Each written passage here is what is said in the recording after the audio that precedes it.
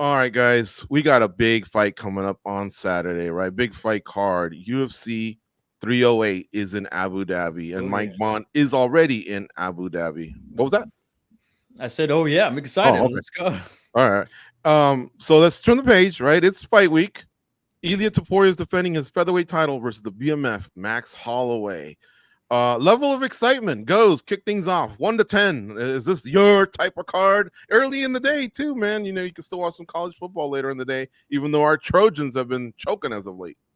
Oh, I know, right? Look, level of excitement 1 to 10 for this fight. Put me down for 10. I think this can play out so many different ways. And if it goes 5 rounds, I feel like we're going to watch 5 different fights. There's just so many different things that can happen in this fight.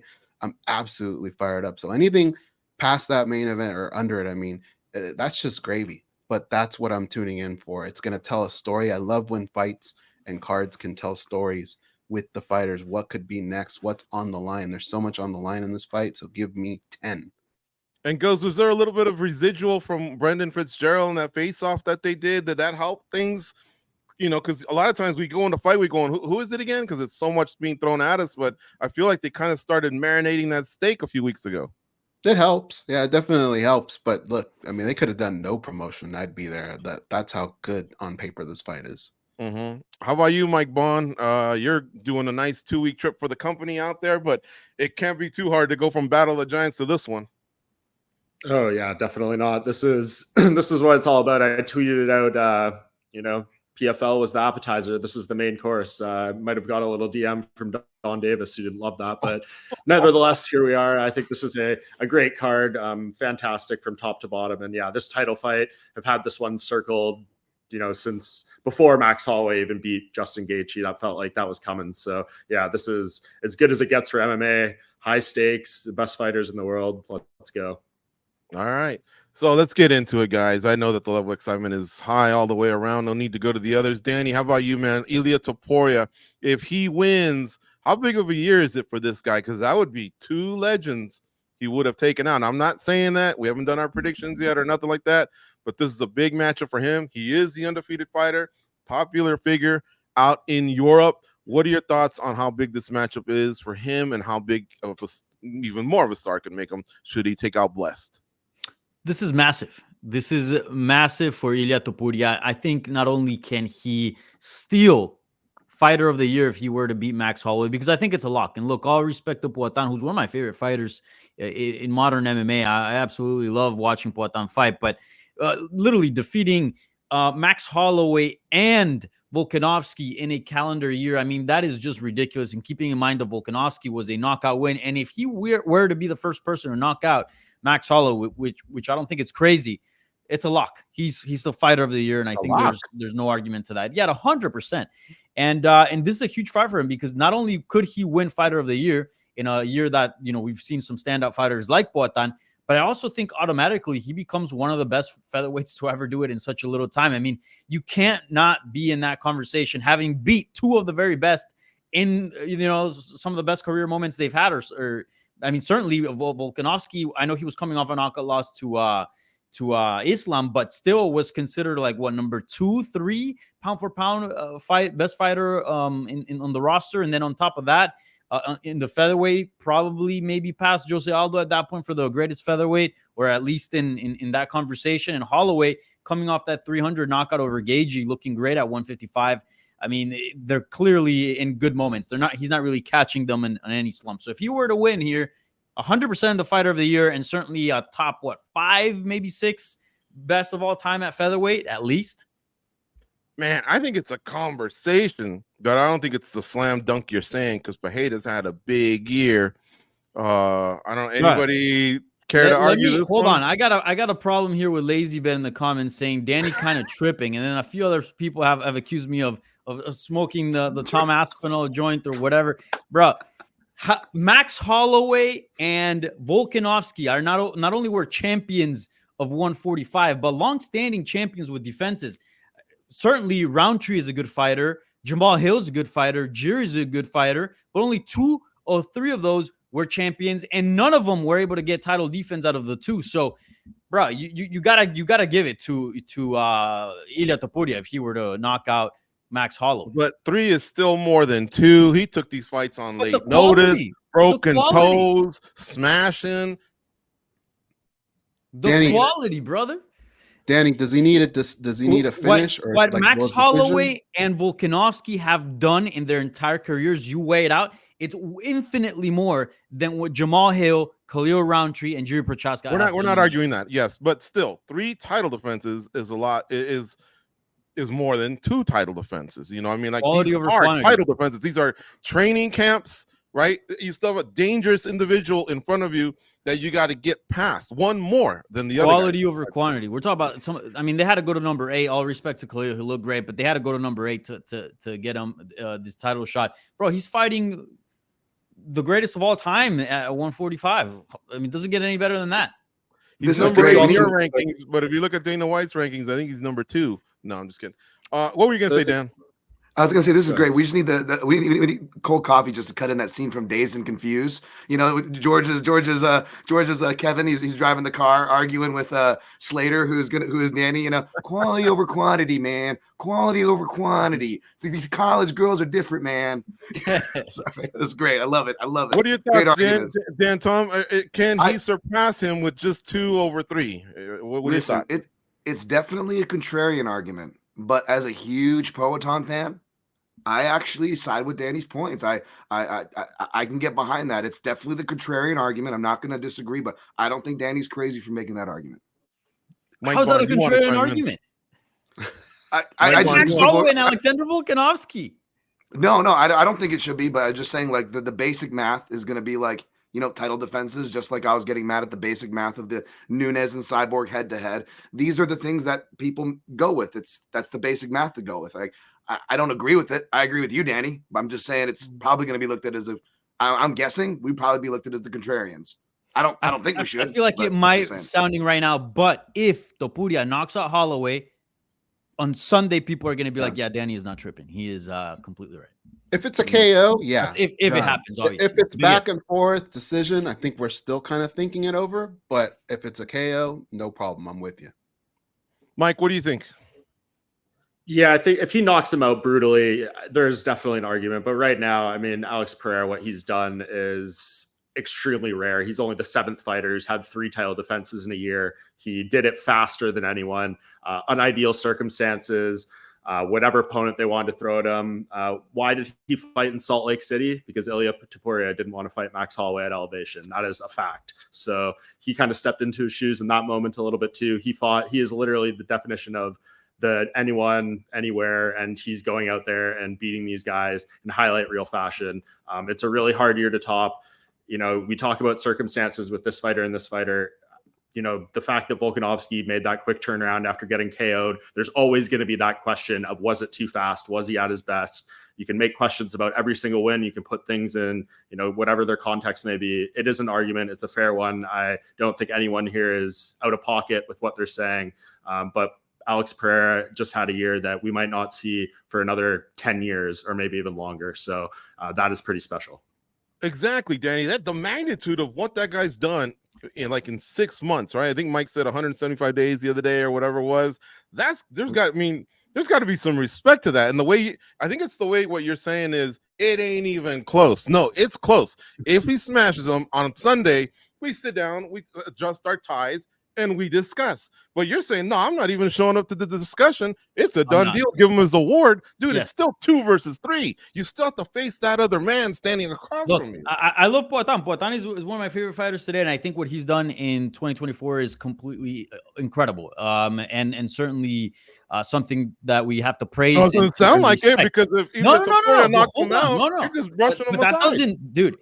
Nobody has ever knocked out Max Holloway. Again, this is a big if. If it was a close decision, maybe a little bit controversial. And give me the long list of people that have knocked out Jamal Hill. Fighter of the year. But I'm just saying, if Ilia Topuria were to knock out Max Holloway, I'm sorry, those 2 wins outweigh beating Khalil Roundtree, Jamal Hill, and Jiri Prochazka. I don't know, man. On paper, I agree. The names, the resumes, but I think the circumstances are at least what make it the conversation here. And that's a conversation. Is what I'm saying. Yeah, it's a conversation. Let's wait till Sunday, because there's a big what if there. Let's wait till Sunday. There's a big what if. A lot of things need to happen before we get to Ilia Topuria winning Fighter of the Year 2024 luck. That being said, Wow. though, there's 5 of us here. How many of us are turning in Topuria as our staff pick? Because I'm still thinking that one out. I'm not ready yet. I need to see them at media day. I'm on Holloway right now. Toporia's a leaning on badass, but I think Holloway's going to win. I think there's a lot of experience there. I love his confidence. Man, I don't know. I just look, Amanda Nunes, when she fought Juliana Pena the first time, I think we all thought she's going to run right through her, but you still have to stand opposite of that person on fight night and get through that. It's an extra fight at this high level, and Poatan has been doing it in an incredible amount of time, not when he's ready and he doesn't care who it is, and he goes out there and he's definitive. Hell, one could even argue he's starting to look better and better.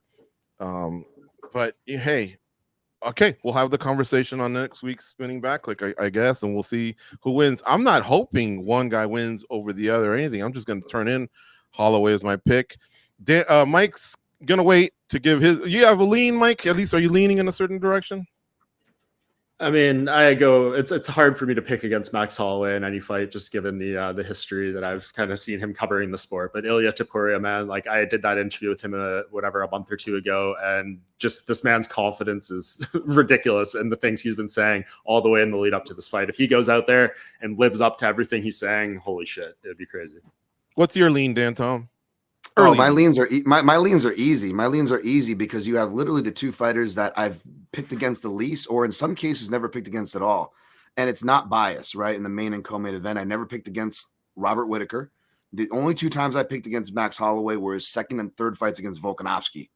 So it's pretty safe. So between that, guys, and also between the fact that both the underdogs in those matchups are technically the 2 more proven fighters resume-wise, which we're arguing, right? Resumes right now.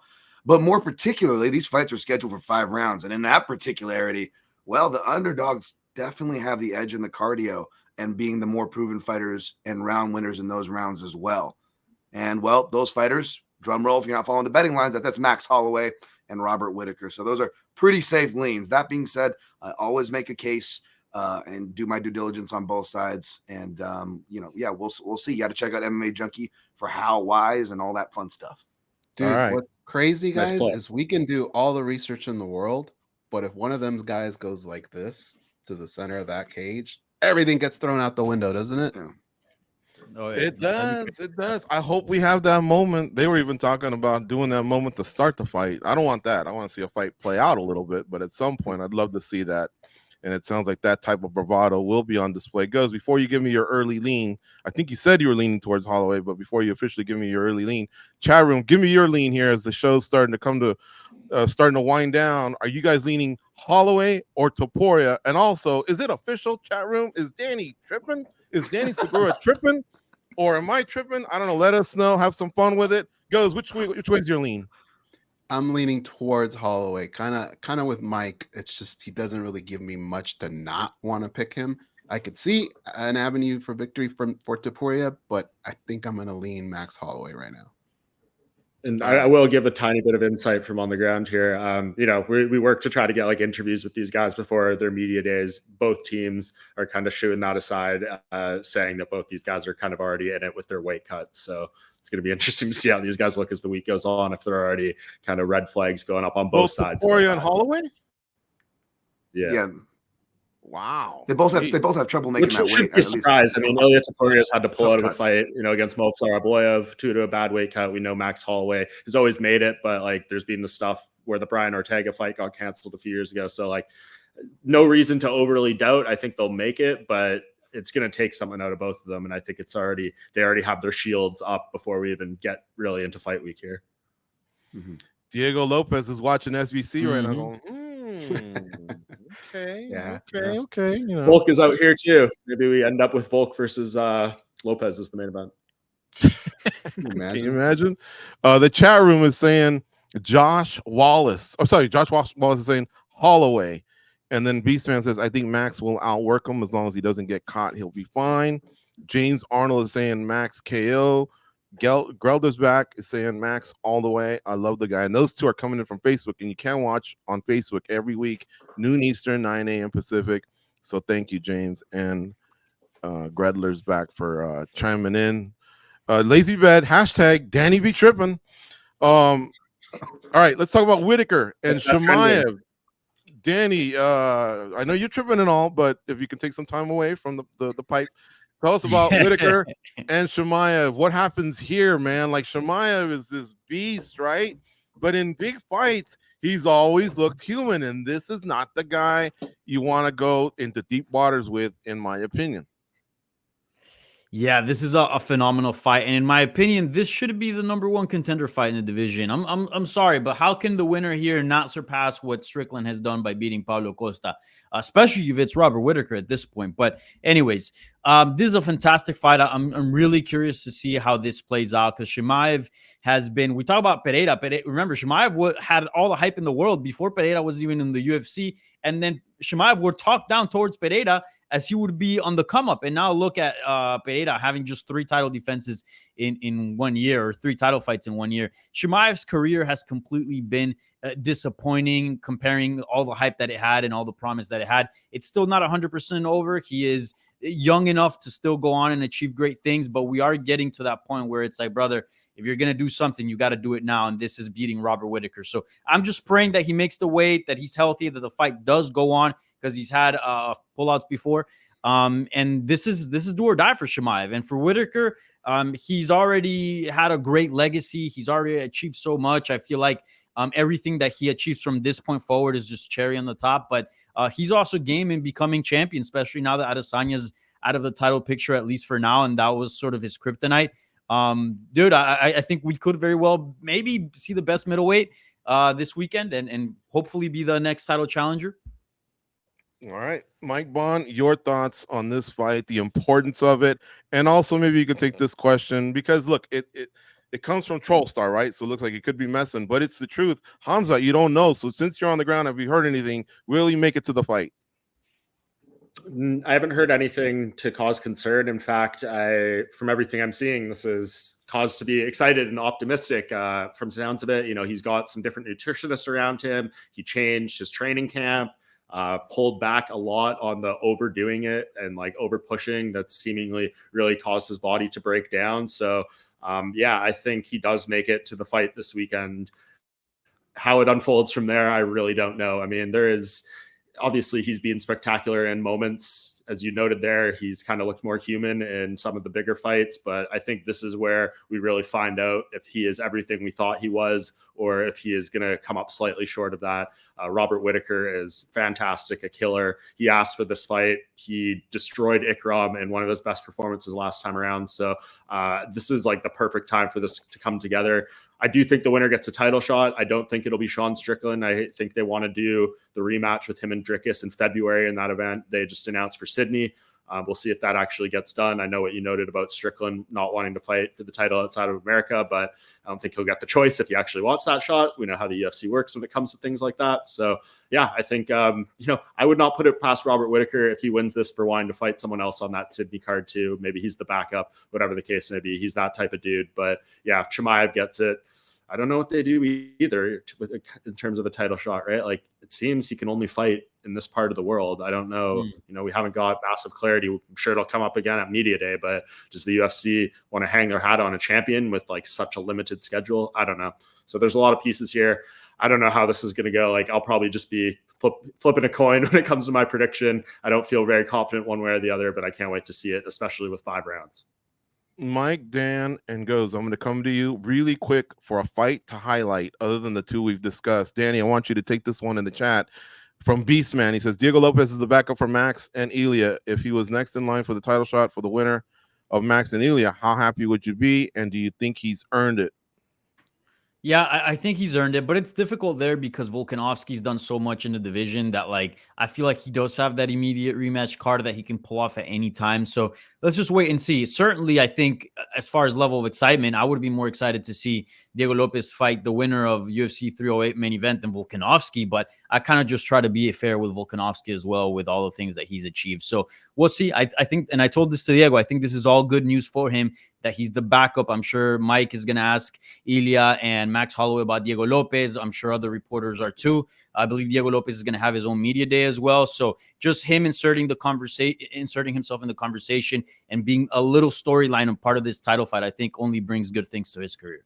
Goes, what's a fight you want to highlight from this card? Quick, please. Danny Gay, Lerone Murphy. I feel like Ooh. that's just gonna be absolute chaos, dude. The way those guys throw, I can't even fathom that getting out of like maybe 2 rounds. Dan, Tom, what's a fight you want to highlight from 308? Between Mike Bond and Ramzan Kadyrov, when Kadyrov asked for his seat during the Khamzat fight. No, I'm just kidding. By the way, give him your seat, Mike. But I will say, how about Dan Ige? By the way, man, he doesn't get the Sphere card, right? And then his reward is you get undefeated Lerone Murphy. Oh, and the guy you took the fight against, we're gonna give him the. Now that I love Diego Lopez, by the way, but we're going to give him the stand-in. I'll highlight Dagestani Stipe Magomed Ankalaev. Everybody giving Stipe Miocic crap for not being active. Have you not seen past the nose piece and the beard, folks? It's Stipe Miocic right in front of our eyes. He's out there getting dubs, and we'll see if he can get another one this weekend. Mike Bond? Yeah, I was going to say that one as well. Obviously, a big deal. We'll see if Magomed Ankalaev can back up all this insane shit he's been writing on his Twitter, or maybe someone else has been writing on his Twitter for him. He's been saying a lot about what he's going to do and what he's going to do to Alex Pereira. If he comes up flat here, I would not expect that title shot, even though he would have, I think, like a 14 fight unbeaten streak at that point. So, yeah, this is a lot of weight on him for this. Danny Segura. Man, let me pull up some of the fights here. RDA, dude, you got to give him all the respect in the world. He's still doing the damn thing at welterweight against Jeff Neal. Very tough fight. Shout out to RDA. You know, he's a guy that has such a great legacy, and yet he's willing to take all these dangerous guys. That's a position that a lot of former champions don't want to be in. So shouts out to him. Yeah, and I like Fareed Basharat. I want to see if he's the real deal and continue winning. He's got Victor Hugo ahead of him. It's going to be a great card, and Goz and I will be hosting a watch along on Saturday, so definitely tune in for that. Dan, you want to say something on the way? Yeah, I know we're going a little over here, but are we doing the bet? Is this going on? Oh, you remind me. What do you got, boys? What's the bet this time? Goz, you got a good memory. The mustache versus the hair, right, George? Damn, I just grew it back. Okay, what's the bet? Well, it's you're going with Holloway, right? Yeah, it was over Holloway and Topuria. Yep. I'm putting my hair on the line on Max Holloway against Topuria. Yep. yeah. Oh man! And all Danny's got to get rid of is the mustache. Yep. He can grow that back in a day and a half. It'll take me like a month to grow back my hair. No, I'm skipping this one. Damn. All right. I'm skipping this one. Yeah, we're gonna have to pick another fight for that. Yeah. Hashtag George scared. And you were giving me all this shit for saying, you know, how crazy the Ilia Topuria's run has been, and you don't want to. Yeah. Well, it was more with the disrespect you had for Pereira. Like it wasn't even a conversation. Respect for Topuria's run, but I respect Botan Shama. I love that guy. All right, Danny, what about hair versus hair? There's a couple of comments. You willing to up the stakes on your end? Oof. Oof. Would you do it then, George? The thing is that I have more hair than GG. That's the problem. I feel like winter's coming up at this point in his life. So you got to. Winter's coming up. I don't know. I got to protect this scalp a little bit. Just wear a beanie. Yeah, we'll see.